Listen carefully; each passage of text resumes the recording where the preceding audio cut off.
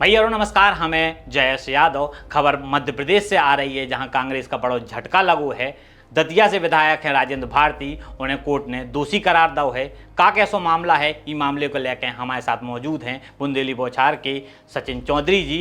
उन्हीं से बात करे ले रहे। भैया का कैसो मामला है? जो भैया देखो, मामला जो है कि दतिया के विधायक हैं राजेंद्र भारती, जो बड़ी मुश्किल से लंबे संघर्ष के बाद 2023 में विधायक बने थे। उनको एक 25 साल पुराना मामला चल रहा था। 25 साल पुराना मामला जो है कि इनने अपनी मां के नाम 10.5 लाख रुपये की एफडी कराई थी बैंक में, सहकारी बैंक में, और वही सहकारी बैंक से जुड़े थे राजेंद्र भारती स्वयं के अध्यक्ष के तौर पे। और इसके बाद उते के कर्मचारी के संग मिलकर जो एफडी जो कराई गई थी, ऊपर दरअसल 13.5% ब्याज के लाने कराई गई थी 3 साल के लाने। लेकिन आरोप जो है कि एफडी की अवधि कागजों में ऊपर नीचे कछु कर करा के 3 साल से बढ़ा के 15 साल कर दी गई। और इसके बाद बैंक के कर्मचारी हैं नरेंद्र सिंह, इनने कोर्ट में शिकायत दर्ज कराई। कोर्ट में ने इस शिकायत को गंभीरता से लेते हुए धोखाधड़ी को मामला माने और केस दर्ज करने को आदेश दे दो। और उसके बाद आज जाके जो फैसला आओ है कि जी में इनको दोषी ठहराया गया है और सजा को फैसला हालांकि नहीं हुआ है। सो सजा को फैसला हुई है कल, और फिलहाल चूंकि दोषी ठहराए जा चुके हैं तो इस वजह से इनको हिरासत में भी ले लगा है। दोषी ठहरा हुआ, लेकिन अभी को का हो असर का पड़े विधानसभा पे कि तो उपचुनाव हुए कि का हो सका था? देखो, इनमें सबसे महत्वपूर्ण बात जो इको जो नियम है कि अगर 2 साल से ऊपर की सजा सुनाई गई तो फिर जो है उपचुनाव हुई है, सीट रिक्त हुई है। अगर 2 साल की सजा सुनाई गई या उससे कम की सुनाई गई तो उनको जमानत मिल जाए। 2 साल तक की सजा के बाद फिर जमानत नहीं मिल पा, 2 साल की सजा तक के पहले जमानत मिल जाए तो फिर ऐसा कोई नियम नहीं है। 2 साल से ऊपर को नियम है।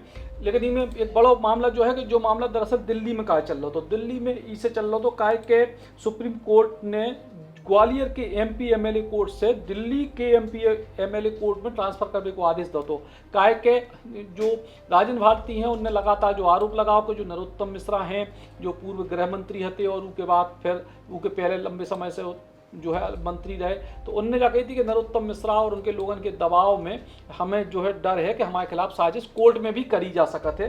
सो कोर्ट ने सुनवाई करत भाई, सुप्रीम कोर्ट ने सुनवाई करत भाई ये मामले को दिल्ली एमपी एमएलए कोर्ट में ट्रांसफर करे। तो और अब दिल्ली की एमपी एमएलए कोर्ट से ही जो फैसला आओ है। और उस समय जब जो मामला ग्वालियर से दिल्ली शिफ्ट हुआ, उस समय कही जा रही थी कि राजेंद्र भारती की राने जब बड़ी राहत है कि राजनीतिक तौर पर उन्हें कोई दिक्कत नहीं आए, जो वे आरोप लगा रहे थे। लेकिन अब दिल्ली की एमपी एमएलए कोर्ट ने जो मामला सीधे तौर पे राजेंद्र भारती के खिलाफ फैसला सुना है और पूरे के पूरे मामले में उनको दोषी करार दे दिया गया है। अब देखने जो है कि कल उनको सजा को ऐलान होते, अगर 2 साल से ऊपर की सजा हुई है तो निश्चित तौर पर उनकी विधायकी भी खतरे में हुई। हालांकि इनमें एक ऑप्शन ई के बाद एमपी एमएलए कोर्ट के बाद हाई कोर्ट को भी है, हाई कोर्ट के बाद फिर सुप्रीम कोर्ट के हैं। तो लेकिन फिलहाल कांग्रेस के विधायकों के दिनाट थोड़े ठीक नहीं चल रहे आजकल। कुछ दिन पहले भी बहुत हो, लेकिन फिर भी जैसे तैसे वापसी कर रही। हालांकि विजयपुर के जो एमएलए हैं, लेकिन फिलहाल अब दतिया के एमएलए पे संकट है। और संग ही जो संकट जो है कांग्रेस के लाने राज्यसभा के लाने भी है। काय के राज्यसभा को चुनाव है, तीसरी सीट जो है जी के लाने वोट डरने हैं। तो कांग्रेस को एक एक विधायकन को बचा भी चुनौती है। एक एक करके सब विधायकन को जो है, कई विधायकन को जो है झटका लगत जा रहा हो। काय के विजयपुर के विधायक के वोटदार भी को लेकर रोक लगा रखी है कोर्ट ने। तो ऐसी अगर मान लो इनके पे भी ऐसी कोई दिक्कत भई तो फिर समस्या कांग्रेस के लाने बढ़े। फिलहाल बड़ा फैसला जो ही है कि राजेंद्र भारती दोषी करार दिए गए हैं और अब कल उनकी किस्मत को बाकी को फैसला हुई है। कभी ग्रूविंग स्टेप्स बोले, कभी नाइट शिफ्ट बोले।